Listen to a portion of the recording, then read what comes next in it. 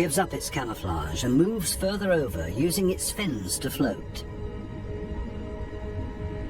As soon as the fish retracts the fins, it sinks to the ocean floor. Anglerfishes come in all kinds of shapes and sizes. Their trick is ingenious, using the angling rod as a lure. And every curious little fish becomes dinner.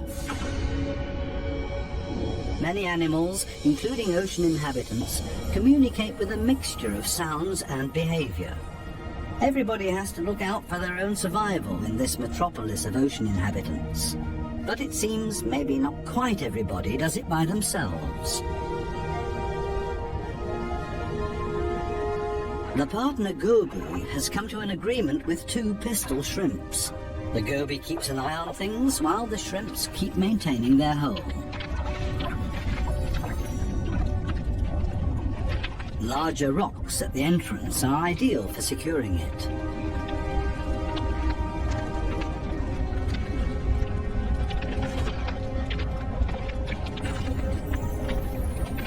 They're an experienced team. The shrimps keep in constant contact with the goby and even massage the fish's belly. The goby will get nervous without these gestures from the shrimps.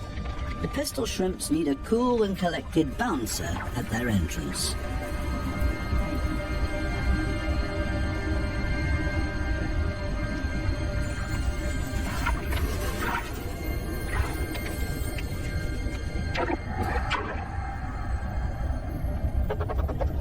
Teamwork.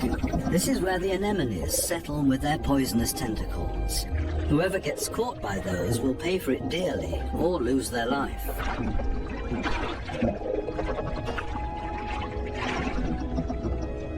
No wonder that there is virtually no one who likes to settle here. The little clownfishes are the only ones that know how to deal with these tentacles. They cover themselves with the slime of the anemone's tentacles and are protected from the poison. The clowns are safe in here, and in return will protect their anemone as well as they can. This seems like a sensible deal. But on occasion, the anemone will pull the tentacles inside its column-shaped body, which means the clownfish's home is gone. When this happens, they panic and look for another anemone that they can hide in for the time being.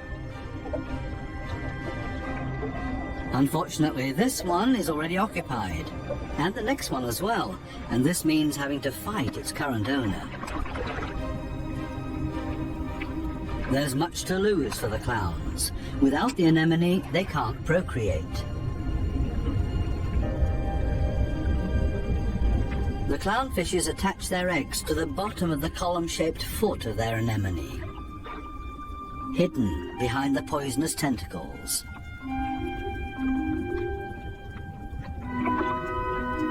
Both male and female tend to the eggs.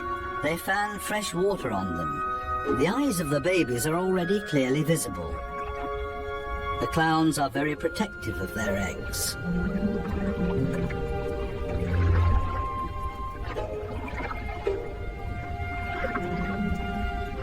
It takes the two of them to protect their offspring, and only in conjunction with the anemone.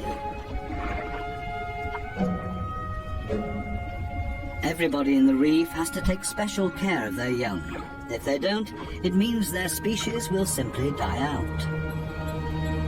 So it's not surprising that everybody gives it their best effort.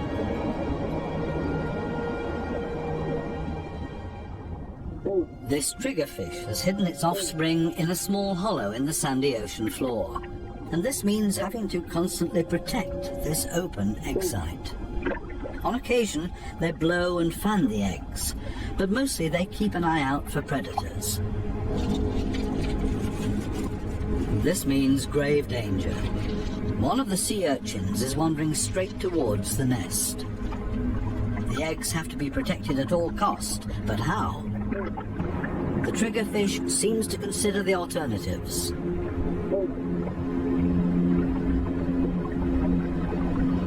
But then it blows, and then rams the sea urchin. Again and again until it breaks.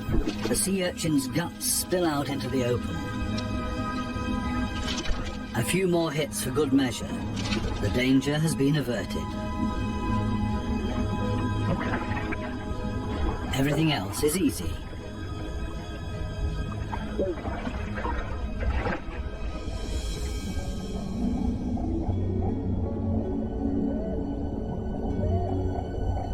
Two little damselfishes cling to a coral branch, a pretty and obviously inseparable pair. They appear to have something important to do. And there it is. The female has been laying eggs and glued them to a coral branch. Over and over again, both of them sweep past the eggs to keep them clean. Two very busy parents in the middle of town. Not far from them, the same kind of damselfish, but this one is feeding on the eggs, not tending to them. This damselfish's priorities have changed. Its partner is gone, and it's impossible to bring the eggs through by itself. So it feeds on its own eggs to at least recycle the nutrients.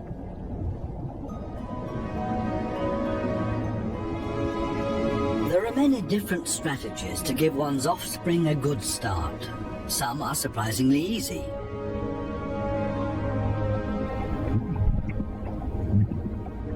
The mass mating of the black sea breams. The males are so generous with their sperm that often a cloud of it will engulf the entire wedding party.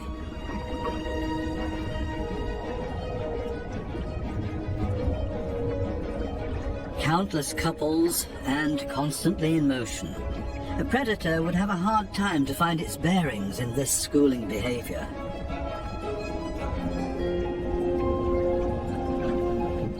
The fish's instincts cause them to mass mate in order to ensure the survival of their species.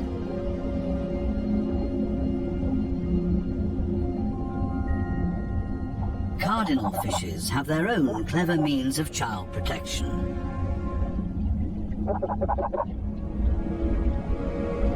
It's not time yet.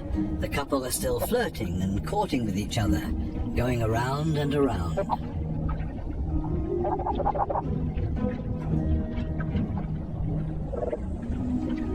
We'll leave them to it and take a detour to a couple not quite as gentle with each other. Monkfishes live in groups, and their nests are very close to one another. As a result, all the fishes are alerted to a predator nearing their nests.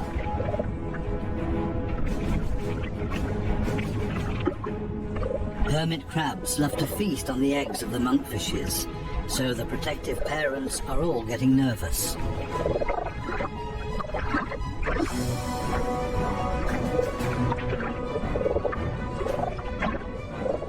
The hermit crab is still far enough away and currently busy with something else.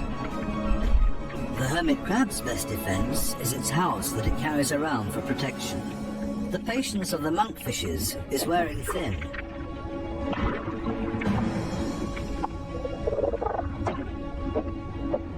Now everyone attacks in order to bowl the crab away from their nests.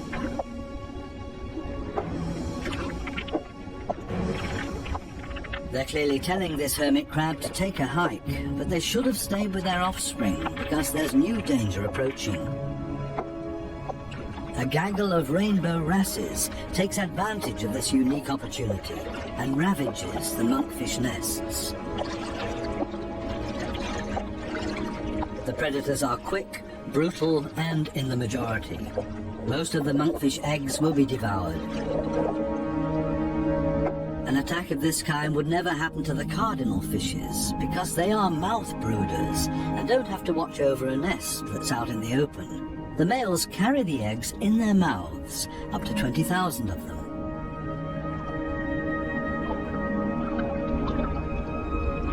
A mobile nursery. They're safe here in their father's mouth, unless, of course, he gets eaten.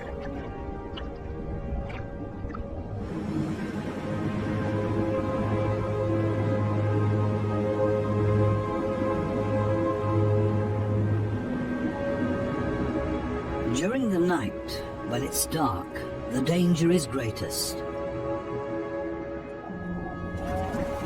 These underwater cities have a very active nightlife with special attractions.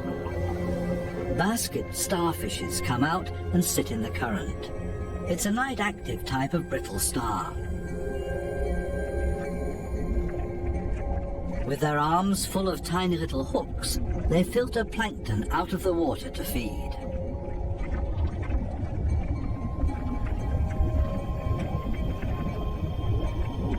A very elegant feather star.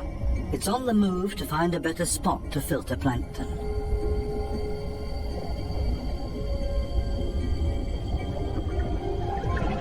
This Spanish dancer is even more graceful and elegant than the brittle stars. It's a type of nudibranch.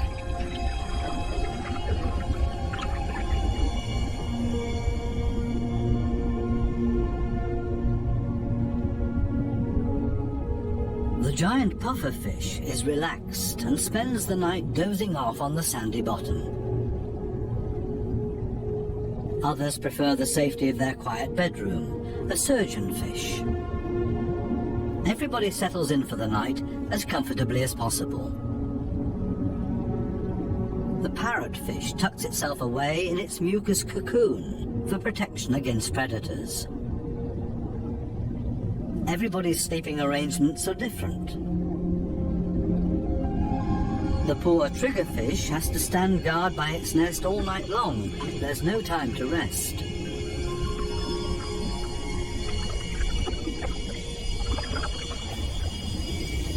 Some of the predators are quite soft-footed. A cone snail has spotted a small fish.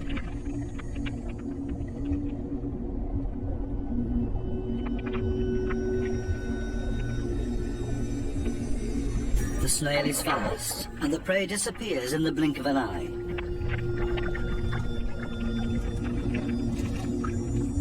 The night is still young, and still full of danger and terror. These lionfishes pose danger to the cardinal fishes.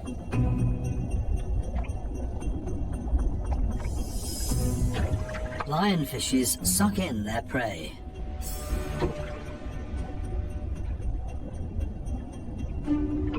Even if they choke on it.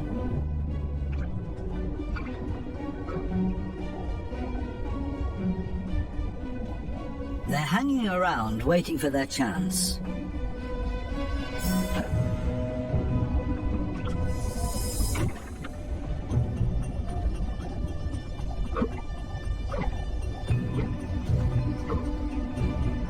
This poor cardinal is sideways in the lionfish's mouth, eggs and all.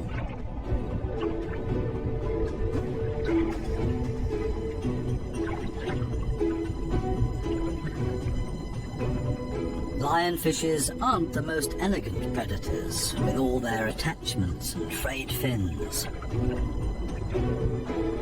But this is all part of their camouflage. They're harder to see and blend into the background. Outside the reef, the lionfishes hunt as a school. They drive their prey towards one another with their fanned-out fins.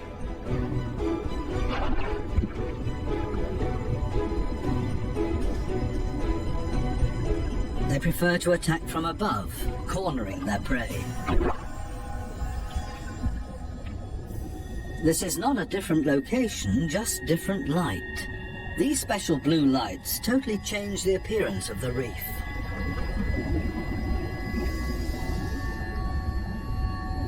Now we can see that the coral polyps are bright red, and they clearly stand out from their environment.